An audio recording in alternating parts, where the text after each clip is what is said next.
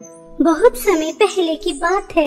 सोनापुर नामक गांव में नैना अपने माता पिता के साथ रहा करती थी।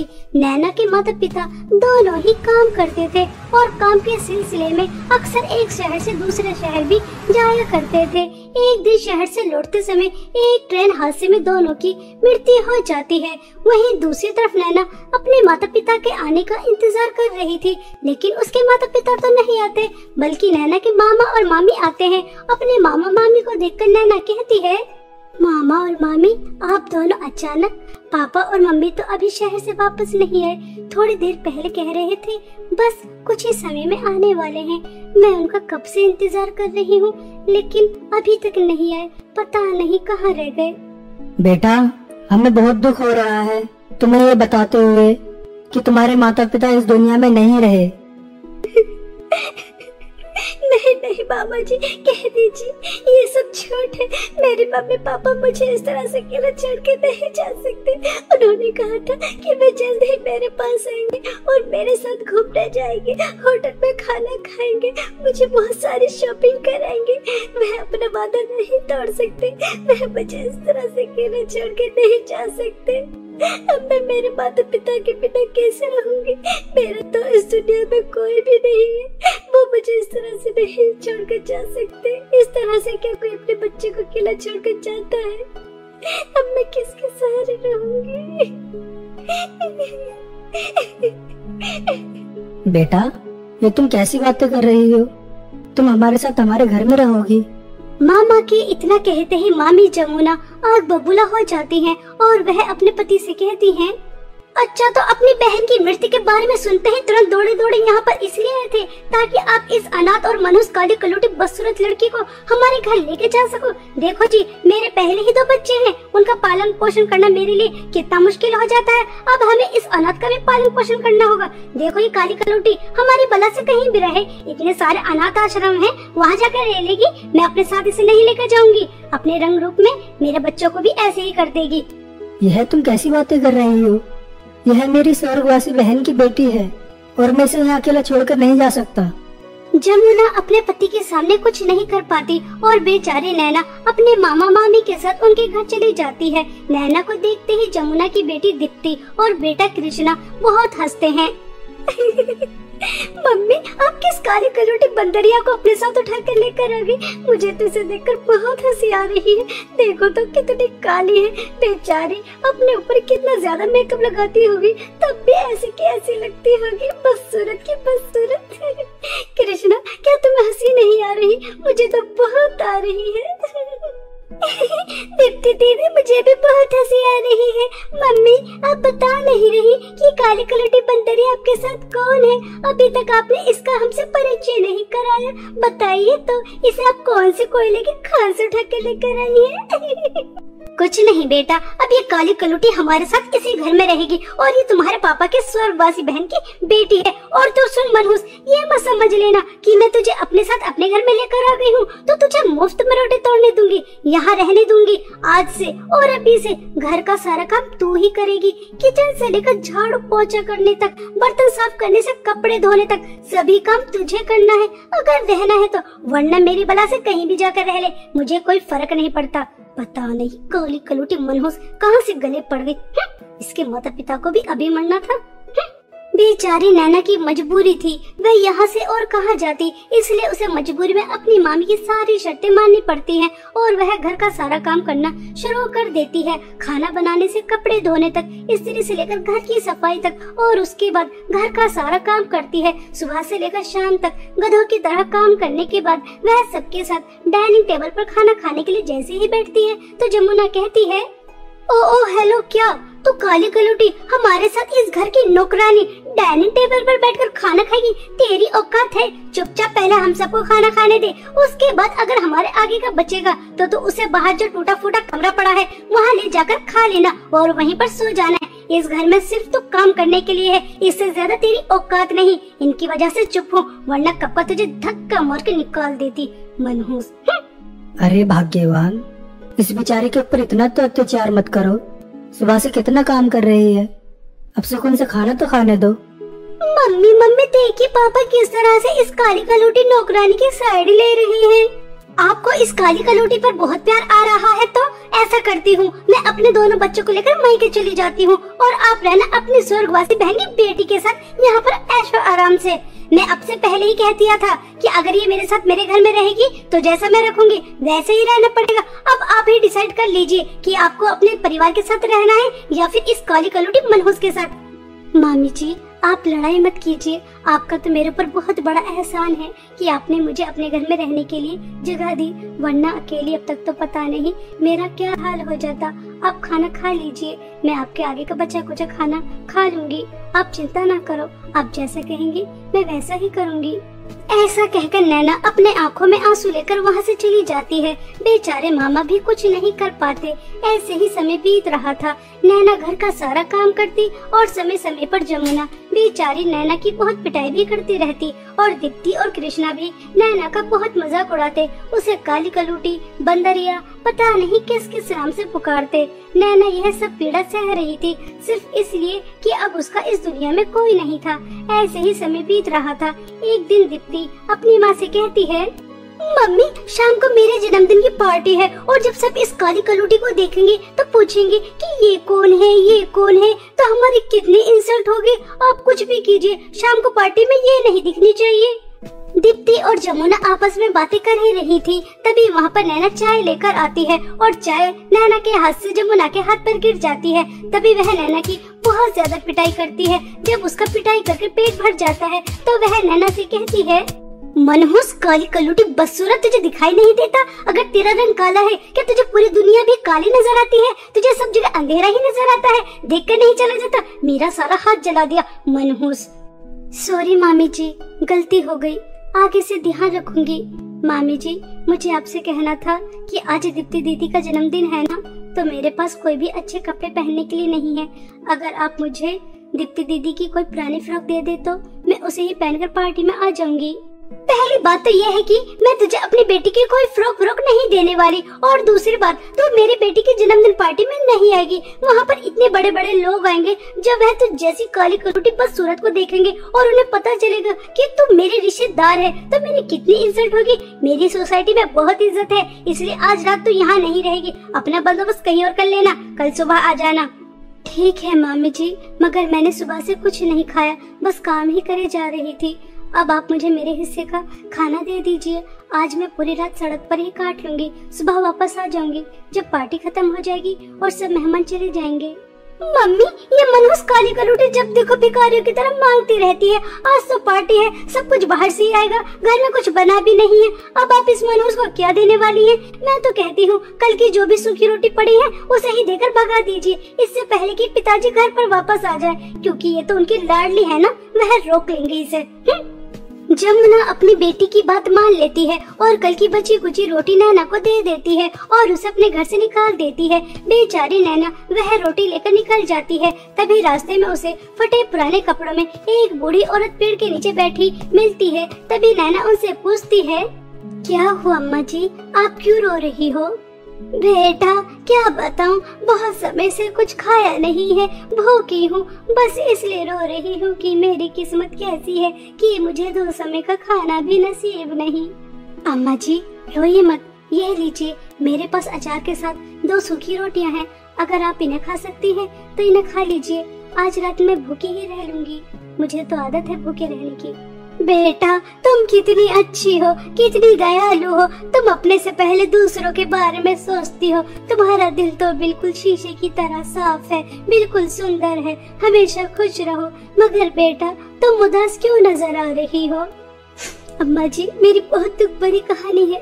आपको पता है मेरे रंग रूप की वजह से बचपन से सब मेरा बहुत मजाक उड़ाते थे, लेकिन जब मेरे माता पिता से जिंदा थे तो वह मेरा आत्मविश्वास गिरने नहीं देते थे।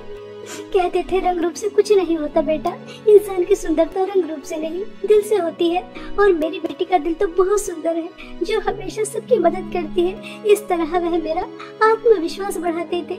लेकिन उनके जाने के बाद मेरी जिंदगी में कठिनाइयाँ ही कठिनाइयाँ हैं। मेरी माँ भी मेरे ऊपर बहुत ज़बरदस्त अत्याचार करती है। आज तो उन्होंने हद ही पार कर दी, मेरे रंग रूप की वजह से अपनी बेटी की जन्मदिन पार्टी से भगा दिया ताकि किसी को पता न चले कि काली कलौटी उनकी रिश्तेदार है। अब आप ही बताइए कि मेरी जिंदगी में कहाँ सुख है। अगर मैं उदास ना हूँ तो क्यों ना हूँ। बेटा, मैं तो बस तुम्हारी परीक्षा ले रही थी। मैं तो एक जादुई बुढ़िया हूँ और तुम अपनी परीक्षा में पास हो चुकी हो। तुमने अपने हिस्से का खाना मुझे दिया। आओ मैं तुम्हारी परेशानी दूर करती हूँ। जादुई सोने और चांदी के फ्रॉक के कुएं से तुम्हें जादुई सोने और चांदी के फ्रॉक देकर, जिससे तुम्हारी सब परेशानी मिनटों में दूर हो जाए।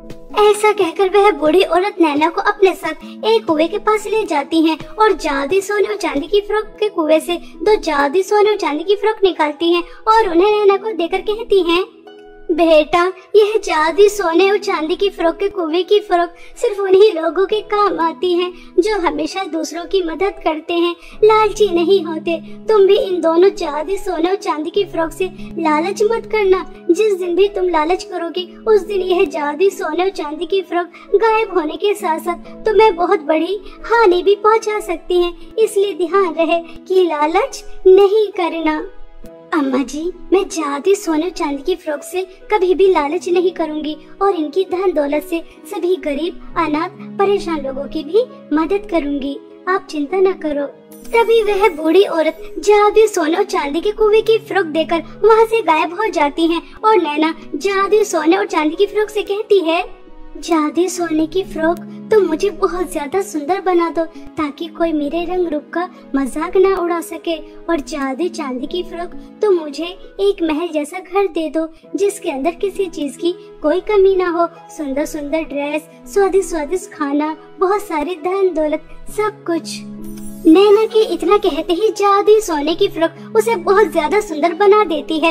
नैना खुद को इतना ज्यादा सुंदर देखकर बहुत खुश होती है। वहीं दूसरी तरफ जादुई चांदी की फ्रॉक उसे एक महल जैसा घर देती है जिसके अंदर किसी चीज की कोई कमी नहीं होती। उस घर के अंदर जाकर नैना स्वादिष्ट स्वादिष्ट खाना खाती है और एक हंसी खुशी जीवन बिताती है और अपने साथ साथ गाँव के सभी लोगों की भी बहुत मदद करती है। नैना का बहुत नाम होने लगा था। जब इस बात की खबर जमुना को लगती है तो वह आग बबूला हो जाती है। पता नहीं उस मनहूस के पास जादुई सोने और चांदी की फ्रॉक कहाँ से आई, जिनकी वजह से इतनी ज्यादा सुंदर हो गई और इतनी ज्यादा अमीर भी पूरे गांव को सोना और चांदी बरसा रही है। मेरे होते हुए वह मनहूस इतना ज्यादा नाम नहीं कमा सकती और मेरी बेटी से ज्यादा सुंदर नहीं हो सकती। वह जादुई सोने और चांदी की फ्रॉक मैं चुरा कर लेकर आ जाऊंगी, फिर देखती हूँ कैसे करती है लोगों की मदद। ऐसा सोचकर एक दिन जमुना रात होने के बाद नैना के घर जाती है और वह जादुई सोने और चांदी की फ्रॉक चुराकर अपने घर लेकर आ जाती है। और जैसे ही वह जादुई सोने की फ्रॉक दीप्ति को पहनाती है तो वह बहुत ही ज्यादा बदसूरत हो जाती है। और जमुना जादुई चांदी की फ्रॉक से धन दौलत मांगती है तो वह बहुत ज्यादा गरीब हो जाती है। अब जमुना के पास कुछ भी नहीं बचता, बेटी भी बदसूरत हो जाती है और वह बहुत ज्यादा गरीब भी हो जाती है। जमुना को उसके लालच और बुरे स्वभाव की सजा बहुत अच्छी तरह मिल जाती है। और वहीं दूसरी तरफ नैना जादुई सोने और चांदी की फ्रॉक से कभी भी लालच नहीं करती, बल्कि सभी परेशान, गरीब, अनाथ लोगों की मदद करती है, जिसकी वजह से वह एक हंसी खुशी जीवन बिताती है। बहुत समय पहले की बात है। सोनापुर नामक गांव में 2 बहनें सपना और काजल अपनी विधवा माँ सुरेखा के साथ रहा करती थीं। कुछ समय पहले ही सुरेखा के पति की मृत्यु हो जाने की वजह से दोनों बेटियों की जिम्मेदारी सुरेखा के ऊपर आ जाती है। सुरेखा लोगों के कपड़े सिलकर अपनी बेटियों का पालन पोषण करती थी। सुरेखा की बड़ी बेटी सपना वह बहुत ही होशियार और समझदार थी, लेकिन छोटी बेटी काजल वह पढ़ाई लिखाई में भी अच्छी नहीं थी और अपनी माँ से पैसे लेकर दोस्तों के साथ उड़ाया करती थी, पार्टी क्या करती थी। ऐसे ही समय बीत रहा था। एक दिन काजल अपनी माँ से कहती है, मम्मी मम्मी जल्दी से आप मुझे 500 रुपए दे दीजिए, टीचर ने मंगाए हैं।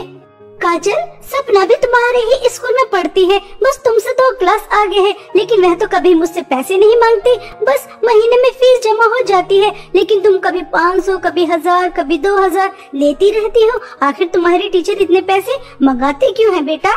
अरे यार मम्मी, मुझे क्या पता, टीचर ने कहा कि कल 500 रुपए लेकर आने हैं, इसलिए मैं आपसे मांग रही हूँ, तो बस आप मुझे दे दीजिए। बस हमेशा सवाल पे सवाल करती रहती हैं।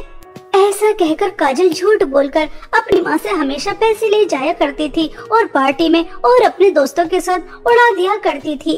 ऐसे ही एक दिन दोस्तों के साथ पार्टी करते हुए सपना काजल को देख लेती है और वह काजल से कहती है, काजल, माँ कितनी मेहनत से सिलाई करती हैं, तब जाकर 4 पैसे कमा पाती हैं।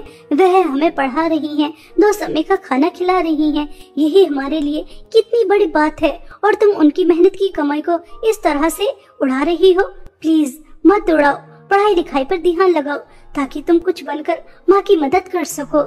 ओह हेलो बहन जी, मुझे ज्ञान देने की ज्यादा जरूरत नहीं है। और हाँ बहन जी, मैं तेरी तरह नहीं हूँ, बस 24 घंटे पढ़ती रहूँ और माँ के साथ काम में हाथ बटाऊं। मुझे नहीं जीनी ऐसी बोरियत वाली जिंदगी। तुझे क्या लगता है कि मैं अपनी सारी जिंदगी ऐसे ही काट लूं? मैं अपने दोस्तों के साथ एंजॉय ना करूं?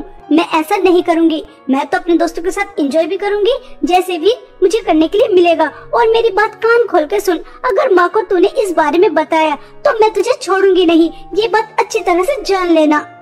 काजल, मैं तुम्हारी बड़ी बहन हूँ, तुम्हें सही रास्ता दिखाना मेरा कर्तव्य है। और ये सब जो तुम कर रही हो ठीक नहीं है। अगर माँ को मैं भी ना बताऊं तो एक न एक दिन माँ को तुम्हारी सच्चाई पता चल ही जाएगी। अभी भी समय है, संभल जाओ, तुम्हारा ही भला होगा। सपना काजल को समझाकर घर वापस आ जाती है और अपना स्कूल का काम खत्म करने के बाद अपनी माँ के साथ सिलाई करने में और घर के कामों में भी मदद करती है। सुरेखा की सपना लाडली बेटी थी, क्योंकि वह ना तो कभी फालतू पैसे खर्च करवाती थी और हमेशा उसकी मदद किया करती थी। ऐसे ही समय बीत रहा था। स्कूल का रिजल्ट आ जाता है। सपना हमेशा की तरह फर्स्ट आती है और काजल पास भी नहीं हो पाती। जब सुरेखा को पता चलता है कि काजल फेल हो चुकी है तो वह आग बबूला हो जाती है और काजल को जोर से थप्पड़ मारकर उससे कहती है, काजल तुम फेल कैसे हो सकती हो? अपनी बड़ी बहन को देखो, घर का सारा काम करती है, मेरे साथ सिलाई भी करवाती है, ट्यूशन भी नहीं लगा हुआ, फिर भी फर्स्ट आई है। और एक तुम ट्यूशन भी पढ़ती हो, कोई काम भी नहीं करती, फिर भी फेल हो गई। ऐसा क्यों? मैं कितनी मेहनत करती हूँ, तब जाकर तो स्कूल की फीस जमा हो पाती है। तुम्हें कुछ पता भी है कि कितनी मेहनत से पैसे कमाए जाते हैं? मम्मी, अगर मैं पास नहीं हुई तो इसमें मेरी क्या गलती? मैंने तो पूरी मेहनत की थी। अब स्कूल वालों ने मुझे फेल कर दिया तो इसमें मेरी कोई गलती नहीं है। आप हमेशा मुझे ही सुनाती रहती है। इस सपना की बच्ची को तो कुछ नहीं कहती, जैसे मैं आपकी सौतेली बेटी हूँ और ये सगी बेटी हो। अब तो मेरे साथ ऐसा बर्ताव करती हो। मैं जा रही हूँ घर छोड़कर और कभी वापस नहीं आऊंगी। ऐसा कहकर काजल घर से बाहर निकल जाती है। तभी रास्ते में उसे उसकी कुछ दोस्त मिलती हैं। काजल को इतने गुस्से में देखकर उसकी दोस्त उससे पूछती है तो काजल उनसे कहती है, अरे कुछ नहीं यार, मैंने अपना घर छोड़ दिया। जब देखो माँ चिक चिक चिक चिक करती रहती है। दोस्तों के साथ क्यों घूमती हो, पार्टी क्यों करती हो, पढ़ाई अच्छे से क्यों नहीं करती, और हमेशा उस सपना की बच्ची को लाड प्यार करती है जैसे मैं उनकी सौतेली बेटी हूँ। अपनी बेटी के साथ क्या कोई ऐसा करता है? इसलिए तो मैंने अपना घर छोड़ दिया। अरे यार काजल, तू भी बेवकूफ की बेवकूफी है। किसी की वजह से तू क्यों घर छोड़े? अगर तेरी माँ तेरी बड़ी बहन से ज्यादा प्यार करती है तो उसे ही रास्ते से हटा दे।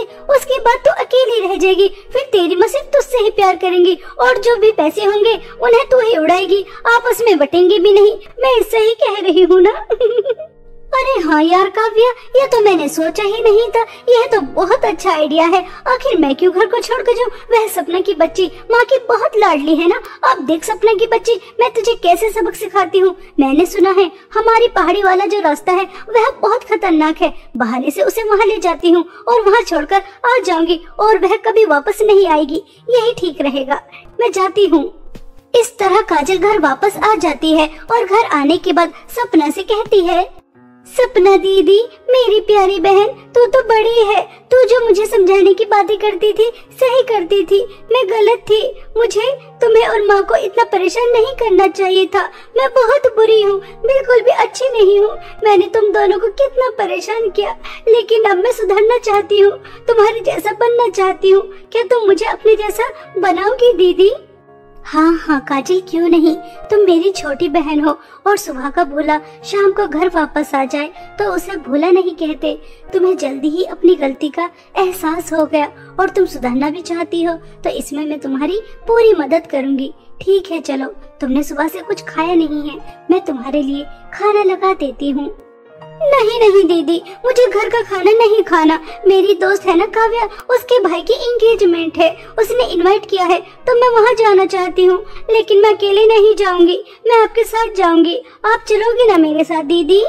सपना काजल के साथ जाने के लिए तैयार हो जाती है, लेकिन बेचारी को कहाँ पता था कि उसकी छोटी बहन उसके साथ क्या करने वाली है। वह सीधी सादी काजल के साथ जाने के लिए निकल जाती है और काजल मन ही मन में बहुत खुश हो रही थी।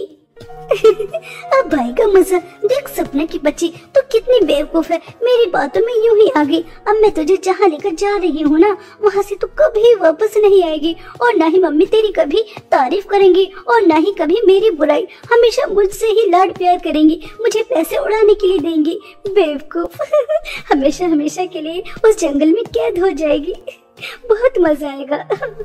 ऐसा सोचकर काजल बहुत खुश हो रही थी। बहुत देर हो जाती है, चलते चलते रात भी बहुत ज्यादा हो जाती है। घना जंगल आ जाता है, डरावनी डरावनी आवाजें आ रही थी, जानवरों की भी बोलने की आवाजें आ रही थी। तभी सपना काजल से कहती है, काजल यह तुम मुझे कहाँ पर लेकर आई हो? ये तो मुझे पहाड़ी वाला इलाका लग रहा है और ये जंगल कितना ज्यादा घना है, मुझे तो बहुत डर लग रहा है। कितनी खतरनाक खतरनाक आवाजें आ रही हैं, कहीं हम गलत रास्ते पे तो नहीं आ गए? तुम्हारे दोस्त का घर कहाँ पर है काजल? सपना काजल से पूछती रहती है, लेकिन काजल सपना को कोई जवाब नहीं देती। चलते चलते एक गुफा आ जाती है और काजल सपना को वहाँ छोड़कर वापस आना चाहती थी, लेकिन तभी वह गुफा बंद हो जाती है। यह देखकर काजल बहुत ही ज्यादा घबरा जाती है। तभी वहाँ पर दो सीढ़ियाँ प्रकट हो जाती हैं। दोनों बहनें ना चाहते हुए भी उन सीढ़ियों पर चढ़ जाती हैं और वह सीधा एक ऐसी जगह पर पहुँच जाती हैं जहाँ पर एक तरफ सोने का चांद था और दूसरी तरफ चांदी का चांद था।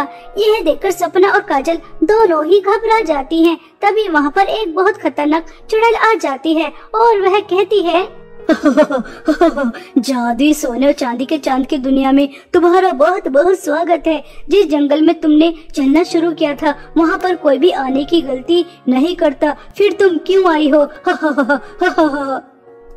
चुड़ैल जी आप मुझे छोड़ दो, इस सपना की बच्ची को यहाँ पे रखो, चाहो तो इसे खा भी लेना। मैं तो इसे इस जंगल में छोड़ने आई थी और इसे छोड़कर यहाँ से वापस चली जाती। मुझे पता था कि ये जंगल खतरनाक है, लेकिन मैं तो इसे छोड़कर यहाँ से जाना चाहती थी, लेकिन इस सपना की बच्ची की वजह से मैं यहाँ पर फंस गई। देखो मुझे छोड़ दो, मुझे वापस जाने दो।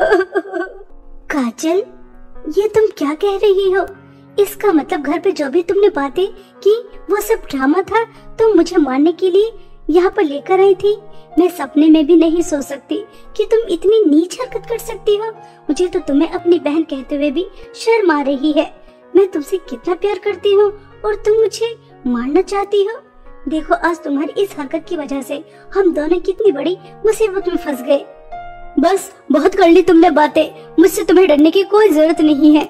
मैं बुरी चुड़ैल नहीं हूँ, मैं किसी को खाती नहीं हूँ। बस अपना रौब जमाने के लिए जंगल में ऐसा लिख रखा है कि ये जंगल खतरनाक है। अब तुम यहाँ पर आ ही गई हो तो तुम घर भी वापस जा सकती हो। अगर तुम जादुई सोने के चांद का रास्ता चुनोगी तो तुम्हें वहाँ पर बहुत ही सारी धन दौलत मिलेगी, और अगर तुम जादुई चांदी के चांद का रास्ता चुनोगी तो तुम सिर्फ घर ही जा पाओगी और तुम्हें कुछ भी नहीं मिलेगा। अब तुम्हारे हाथ में है कि तुम कौन से रास्ते पर जाना चाहोगी। चुड़ैल जी मैं तो जादुई सोने के चांद के रास्ते पे जाऊंगी, वहाँ की धन दौलत से बहुत ज्यादा अमीर हो जाऊंगी और अपने दोस्तों के साथ पार्टी करूंगी, एंजॉय करूंगी। मैं नहीं जाऊंगी अपने घर उस गरीब वाली जिंदगी में, मुझे नहीं जीना। कोई बेवकूफी होगा जो इतनी सारी धन दौलत छोड़कर जादुई चांदी के चांद के रास्ते पे जाएगा। चुड़ैल जी मुझे कुछ नहीं चाहिए, मुझे मेरी माँ चाहिए, वही मेरी सारी धन दौलत है। उन्होंने मुझे पाल पोस कर इतना बड़ा किया और अब मैं धन दौलत के लालच में अपनी माँ को इस तरह से अकेला छोड़ दूं? नहीं नहीं, मुझे धन दौलत नहीं, मुझे मेरी माँ चाहिए। इसलिए मैं जादुई चांदी के चांद के रास्ते पर जाकर अपने घर जाना चाहती हूँ। ठीक है, तुम दोनों के रास्ते खुल चुके हैं, तुम दोनों अपने अपने रास्ते पर जा सकती हो। ऐसा कहकर चुड़ैल काजल के लिए जादुई सोने के चांद का रास्ता खोल देती है, जिस पर वह खुशी खुशी चलना शुरू कर देती है। और वहीं दूसरी तरफ सपना के लिए जादुई चांदी के चांद का रास्ता खोल देती है, जिस पर सपना भी खुशी खुशी चलना शुरू कर देती है। और कुछ ही देर में सपना सही सलामत अपने घर पहुंच जाती है। काजल जादुई सोने के चांद के रास्ते पर जितना चल रही थी उतना ही खुश हो रही थी, क्योंकि वह जितना आगे जा रही थी धन दौलत की चमक उसे और आगे लेकर जा रही थी, क्योंकि जगह जगह सोने के सिक्के, हीरे जवाहरात, पैसा ही पैसा पड़ा था। यह देखकर काजल बहुत ही ज्यादा खुश होती है। अरे मैं कितनी ज्यादा समझदार हूँ, मैंने कितना अच्छा फैसला लिया यहाँ पर आकर। कितनी सारी धन दौलत है, इतनी सारी धन दौलत मैं सारी जिंदगी बारिश की तरह बहाऊं तब भी खत्म नहीं होगी। और वहीं दूसरी तरफ मेरी बेवकूफ बहन जादुई चांदी के चांद के रास्ता चुना, जहाँ उसे एक फूटी कौड़ी नहीं मिलेगी। बेवकूफ, जाकर गरीबों वाली जिंदगी जिएगी और मैं यहाँ धन दौलत से ऐश ही ऐश करूंगी, ऐश ही ऐश। ऐसा सोचकर काजल बहुत खुश हो रही थी और वह धन दौलत के लालच में आगे चली जा रही थी और वह चलते चलते एक काली गुफा में पहुंच जाती है। वहां पर काजल को कोई और नजर नहीं आ रहा था और सभी सोने के सिक्के, हीरे जवाहरात सब गायब हो जाते हैं। काजल बाहर निकलने की बहुत कोशिश करती है, लेकिन वह उस गुफा के अंदर फंस जाती है। तभी एक आवाज आती है, काजल, कहते हैं जो दूसरों के लिए गड्ढा खोदते हैं उस गड्ढे में खुद ही गिर जाते हैं। तुम अपनी बहन को मारना चाहती थी, लेकिन अपने जाल में खुद ही फंस गई। तुम्हें यहाँ से निकलने का एक मौका मिल रहा था, लेकिन तुमने वह भी गंवा दिया धन दौलत की लालच में आकर। तुमसे अच्छी तुम्हारी बहन है, उसने सोने हीरे जवाहरात की धन दौलत का लालच नहीं किया, बल्कि अपनी माँ की ममता की धन दौलत का लालच किया, और वह अपनी माँ के पास है। और तुम यहाँ इस काली गुफा में रहोगी हमेशा हमेशा के लिए। काजल बहुत रोती है, गिड़गिड़ाती है, लेकिन वह जादुई सोने के चांद की दुनिया से कभी वापस नहीं आती, हमेशा हमेशा के लिए वहीं कैद हो जाती है। काजल को उसके बुरे कर्मों का और लालच का फल बहुत अच्छी तरह मिल जाता है, और वहीं दूसरी तरफ सपना के अच्छे स्वभाव और उसने लालच नहीं किया, इसलिए वह अपनी माँ के साथ एक हंसी खुशी जिंदगी बिताती है।